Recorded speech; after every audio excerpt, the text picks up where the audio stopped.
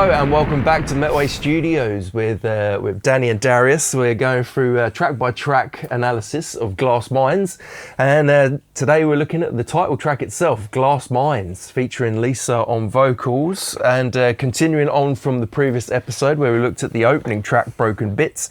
We're very much setting up the cinematic epic nature of the album, I believe, with a lot of space and dramatic elements going on. So Darius, you want to do a little breakdown of what we got with Glass Minds? Well, Dan's going to start because it started with... Yeah, it started with these bass sounds that I was messing around with, which was just sort of Moog. I think they're just Moogs, I can't remember. Just at the back of, we were working in the back of a pub in St Leonard's, and and I just started with a dong, dong, and then added more and more to it. And it just sounds and the like bass drum sort of thing. Terminator, isn't it? Yeah. So let's get that up. Very inspiring. So this was basically what Dan had originally. Yeah. Oh. Just heavy as hell. Yeah. A few different bass drums. Yeah. And then this sound, we added the real, when John came in, we added the real Moog as well. Right. Yeah. And then also Smiley. Yeah, added to it as well, so it kind of built the whole thing, began to build. And as Dan said, we were working in the back of the pub where we write, because my neighbours, when we're writing stuff, we don't want to try and drive the neighbours too mad. So, so the pub, local pub, so we got a back room that you can write in, and it's wonderful, isn't it? It's got like space, it's got a lovely piano, and so this is why the piano came next. And and it's the pub piano, man. Is it? So where is it?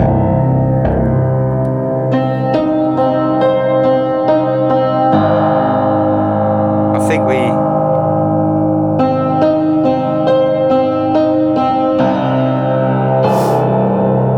that's real great, that.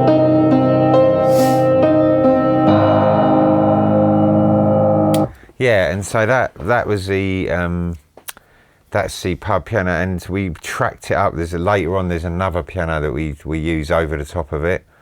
So there's two pianos, but it's a great piano. It's a really wonderful piano, the one in the pub. It's quite unusual. It's kind of got a glass pane in it that you can see all the interiors. Oh yeah. And it's got a nice feel to it, and it's a bit out of tune. Yeah. But that's all right. Gives it a bit of life. We're all a bit out of tune, aren't we? It works well with us. Yeah, it matches the rest of your music. Exactly. So that was it. And then obviously Lisa, when you write with Lisa, she either feels it or she doesn't. I've said it many times. So she's not someone you can labour things with. It's like, whereas with Pollard, when you can work, Pollard can take time to, it's not always just straight away. You might want to work on something, labour it, and then come out with something really amazing. But all of both Dave Pollard and Lisa and Jimmy, they all work very differently. Yeah. So Lisa's, it's that thing. Is she going to feel something? Yeah, you can never tell. Is she going to feel something? And she did. Yeah, and she wrote it really quickly. We were going to write it together. She suddenly just said straight away, didn't she? Oh really? Yeah. Just like flow. She got in the flow state. Wow. Literally, exactly. I didn't even have a chance to pick write any lyrics. It's like, exactly, because Dan obviously, co-writes with her a lot as well. Yeah. So of course. But she knew it straight off. She just said it. When she flows, she just goes for it, and she can't hold her back. Yeah. So what came first then? Did you have any lyrics to kick off the lyrical side of it, or literally all spontaneous in the moment? So in the moment, she just all of her idea. So so here it is. Vocals.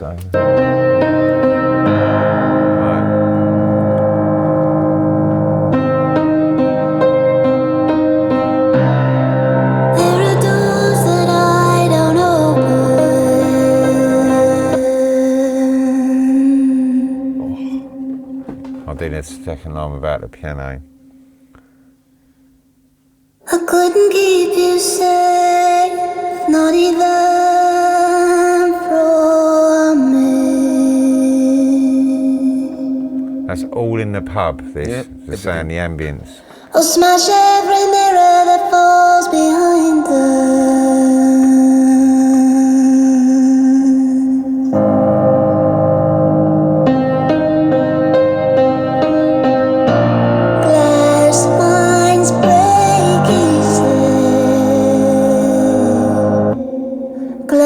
Glass minds break, he said. You lose yourself in a place like this.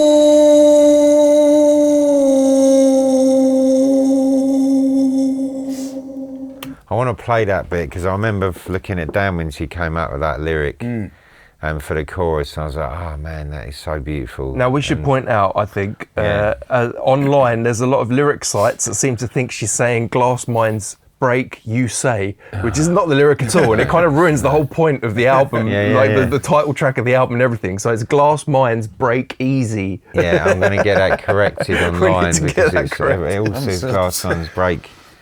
What is it again? Break. What does it say? Glass minds break. Online, everyone, all the websites seem to think it's glass minds break, you say. This is ridiculous. So it's easy. Missing the point of the lyric, But we'll get that corrected because it is a very important lyric. Glass minds break. Yeah. And I remember when Dan, me and Dan heard that, we were like, fucking hell, that's straight away. So great, man. It's so beautiful, emotional. So I put this in because this original was this. With the, where are we? Glass minds break, he said. Glass minds break, he said. You lose yourself. So it needed more drama, and that's when I was like, okay, let's add some brass. Yeah, get the brass involved. Okay, and originally, obviously, keyboards, and then we did the real thing. And here we go. Glass minds break, he said. Glass minds break, he said.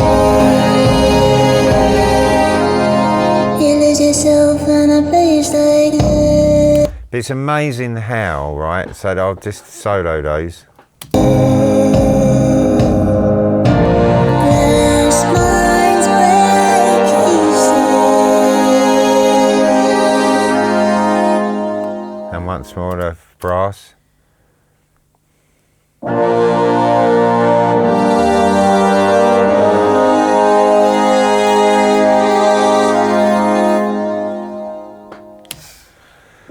So it's amazing how that tiny piece, if you look at the screen, it's a tiny piece of brass there, but the ambience of the track, it completely changes the feeling of the song, doesn't it? Yeah, completely.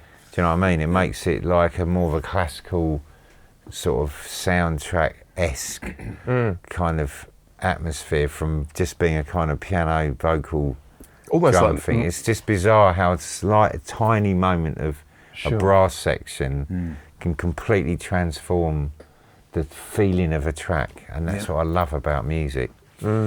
Makes me think of Ennio Morricone a little bit, that bit where you get the little standalone trumpet or something coming out of nowhere and just just almost speaking as powerfully as a voice, it's exactly. So mate, and so then we got this sounds, then it's sort of again keeping on that Terminator vibe that Dan brought into the track.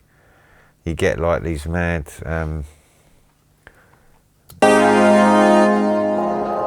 sounds, and that sound is an Arturia plugin, and it's basically there's two Arturia plugins, one that's virtual Fairlight, and the other one's a Synclavier, which are built in the late 80s, and the first record I ever did, probably you as well, because you were doing GEE with the same engineer. That's true, yeah. With the first record I ever made when I was 19 or 18 was on a Fairlight, and they were these massive white keyboards, and they had all these, like, it was basically a sampler, and you could put stuff in it and mess around with it. And this is a virtual one of those, and this sounds from either the Synclavier one or the Fairlight. So you get this. A great sound. It's kind of got some strange harmonics in it. You'll hear in a minute.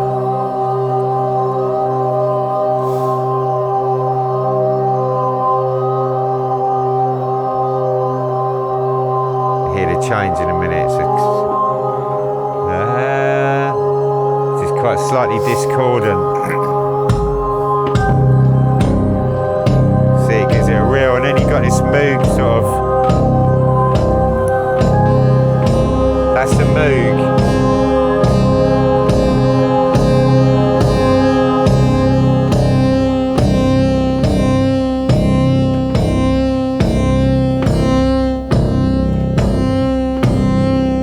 And that's got a real Human League feel as well, isn't it? Like from the 80s. That was one of my favourite bands. But it's just got that real feeling of like soundtrack, Terminator kind of vibe with John Carpenter, as you said. It's just got something really, I don't know, that 80s movie stuff. I love it. And then just, let's hear some samples as well. There's some great samples in this track. I can't remember what put it. Which are, that's down here, isn't it? Yeah. So 25, 26. Right, here we go, look. There's not loads, but just brilliant stuff that you did do. It was more synth based, this song.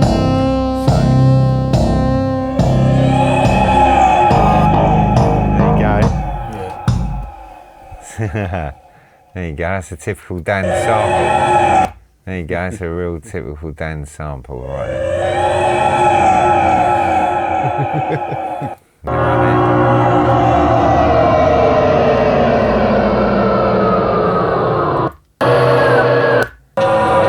Yeah, this is amazing, this part.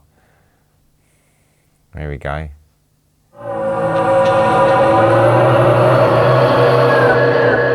that's a really important sample, that, because this section, right, this is my favourite section in the song, because we have the bit, I'll talk about it a bit before, because this bit is an instrumental, basically, again, Ennio Morricone kind of vibe, but it's this part with just the brass, and you know, it's the instrumental part like before. Separating the sort of verse chorus part, we had like a middle eight, if you like, with the brass. It was beautiful to do.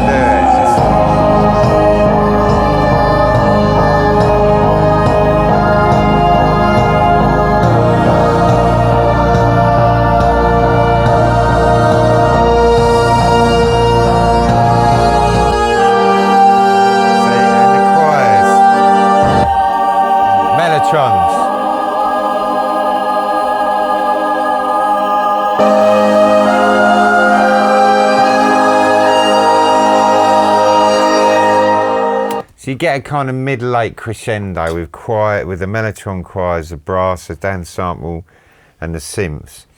But then the tension needs to build after that, because it's crescendo. It needs the last verse, the last kind of thing. So basically, we brought in this mad orchestral drum. So back to the piano. I love this sound here.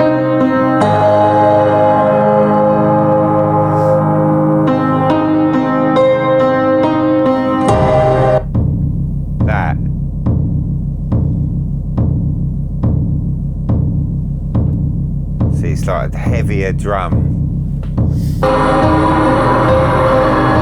Right, so and then I go into this sample. So it's a heavier, more intense thing, right? And her verse is more, Lisa's verse is more intense. It's like the last, like it's almost like a battlefield sound, you know. And so the tension here, which I love with this sample as well, and it inspired, I remember it inspired this one thing that builds the tension to the fullest, right?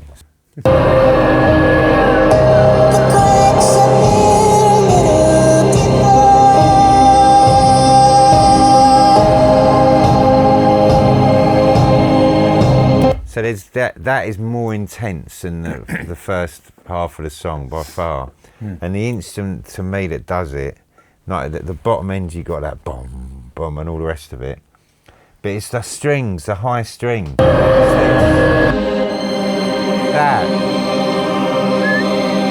very high string.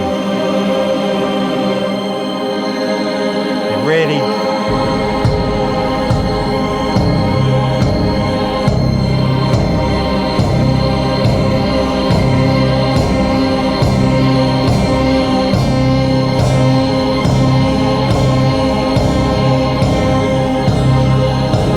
you listen to it coming out that sample, that.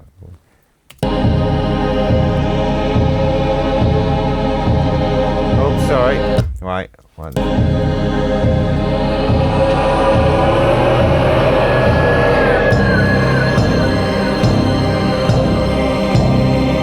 It's that high end. It just adds this intensity. Don't you think? Love it. You know, it all just molds into that last. And then right at the end, obviously, you got everything at once. And I think Pollard's doing backing vocals on it, if I'm right. So, get it all in. Sorry.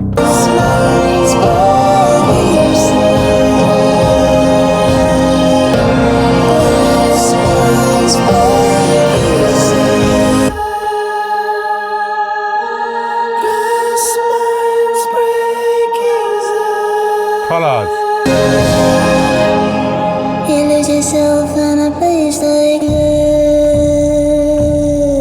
Let me bring that sound back again.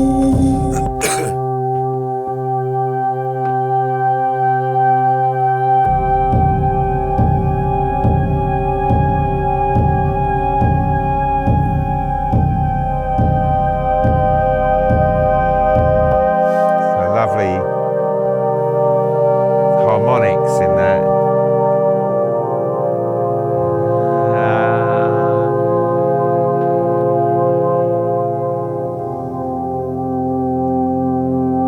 Fantastic sound. Bring back the 80s, I say.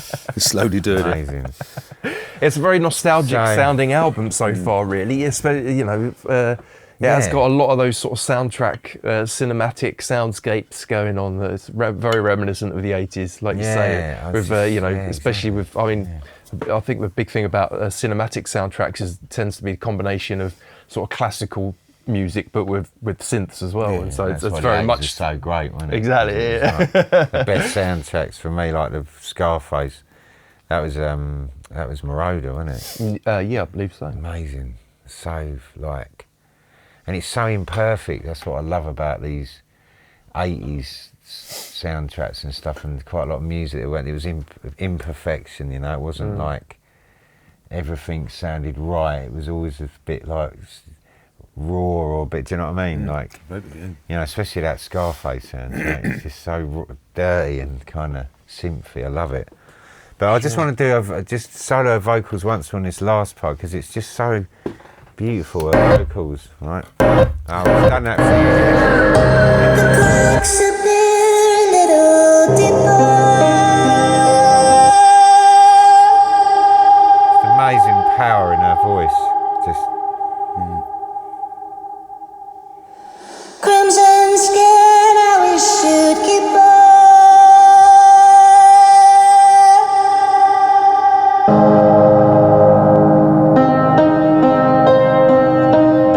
Looked away a little deeper.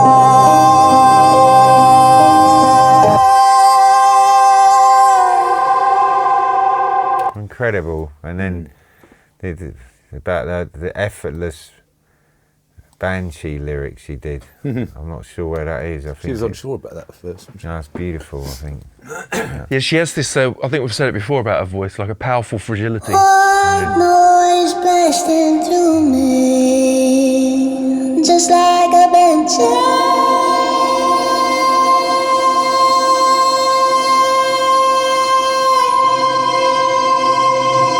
Strings.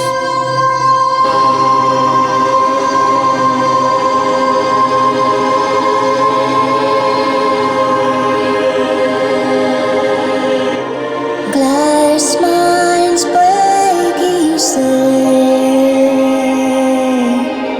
Glass minds break easily. You lose yourself in a place like this.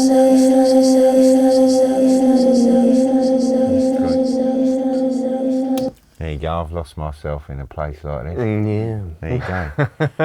So that's Glass Minds, basically. Yep. Yeah, amazing. Well, I think again, another cinematic, epic, atmospheric piece. So the album's definitely on a certain path so far with the opening 2 tracks.